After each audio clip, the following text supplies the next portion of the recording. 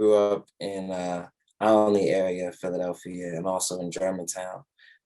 So I grew up uptown, but I spent a lot of time throughout the entire city. So, I have family in West Philly and South Philly and North Philly. Growing up uptown Philadelphia, growing up in Philadelphia, because like I said, I was the kind of young boy that was just all over the city. Um, but when I think about that experience, like I said, it definitely made me. I'm proud of it. I'm proud of many of the people, and I also know that there are a lot of obstacles and a lot of challenges that we all went through, and that people are going through right now. And these things were there when I was growing up, and they're still there now. A lot of it has been exacerbated now. With the proliferation of guns, even more so than when I was coming up. When I was growing up in Philly in the 90s, um, it wasn't thorough to take someone's life.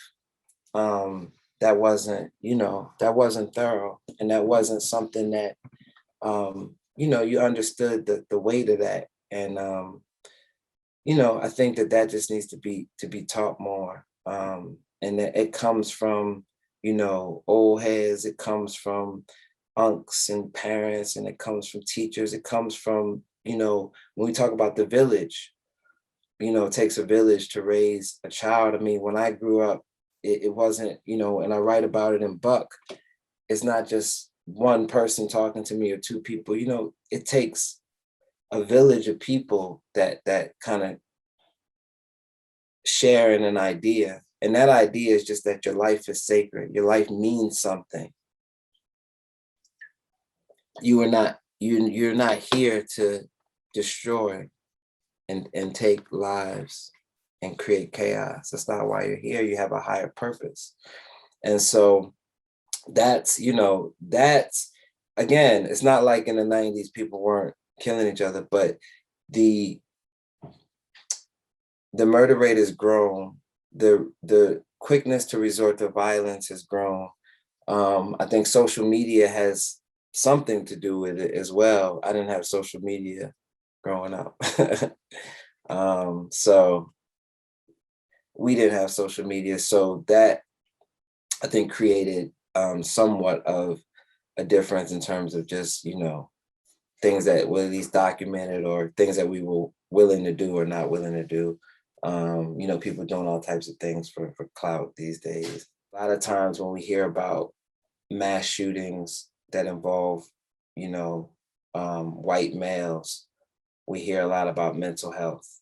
And but we really don't hear about it when it comes to, the kind of trauma that you're talking about in urban communities, and the sustained war that's been going on for decades. And the effect that has. Growing up in Philly, I went to a lot of funerals. I had a lot of obituaries. My nephew, he's been shot 9 times. He's got a stack of obituaries. He went to 2 funerals last week. This is a war. Mobb Deep said it. There's a war going on outside no man is safe from. That's why I say it doesn't matter where you are. My mom was a professor. She retired from Temple University. She's driving home, in her car. Her window shatters. She pulls over. She finds a shell casing in her car. A stray bullet hits her car. She was, it doesn't matter where you are, who you are. This affects everybody, right? This has happened in Philly a few years back. So my point is, though, there's a war going on. And, everyone may not call it a war, but it's a war. When you have 500, 600, 400, 300 people being killed every year in the same age range, that's a war. People don't even know why they're at war. There's people that, because they're born in a particular neighborhood in Philly, they're automatically a part of a war that had already existed before they were born. So this war has been ongoing, blocks fighting each other for decades. What starts to happen is people fighting for the memory of someone that they lost. So again, regardless of why this thing even started in the first place, what you know is that someone took someone close to you. And the only way that you feel that you can express it, because you don't, we haven't been given all the tools, right? And the pain is so deep, is to express it by continuing the cycle of violence.